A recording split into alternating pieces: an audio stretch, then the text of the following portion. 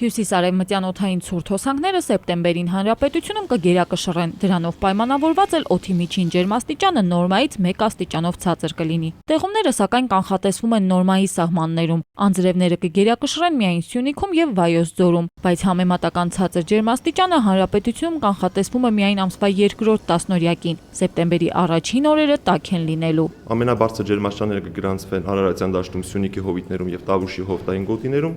Մայրաքաղաքում ամսվա առաջին տասնօրյակում կդիտվի ջերմաստիճանի բարձրացում ցերեկը մինչև 33-34 աստիճան։ Սեպտեմբերի 2-րդ տասնօրյակում լեռնային շրջաններում ջերմաստիճանը գիշերը կլինի 1-ից 4, Լոռիում եւ Տավուշում ցերեկը կգրանցվի 20-ից 24, գիշերը 8-ից 10 աստիճան։ Ընդհանուր առմամբ եղանակային պայմաններով ամառային համարվող սեպտեմբերը տաք չի լինի։ Սովորաբար, եթե սեպտեմբերին հովտային շրջաններում գրանցվում են բավականին բարձր ջերմաստիճաններ, ապա ելնելով այս տարվա առանձնահատկություններից, այսինքն հյուսիսային ցուրտօդային հոսանքների ներթափանցումից առանձնապես շատ բարձր ջերմաստիճաններ այս տարի չենք ունենա։ Վաղվանից հանրապետություն կներխուժի Սևծովյան ցիկլոնը ու կպահպանվի մինչև սեպտեմբերի 2-ը։ Հանրապետությունում հատկապես հյուսիսային շրջաններում կսկսվեն տեղումներ, հիմնականում օրվա երկրորդ կեսին։ Օգոստոսի 30-ից մինչև սեպտեմբերի 2-ը ընկած ժամանակահատվածում կդիտվեն ամպրոպային բնույթի կարճատև անձրևներ, առանձին վայրերում հնարավոր է կարկուտ,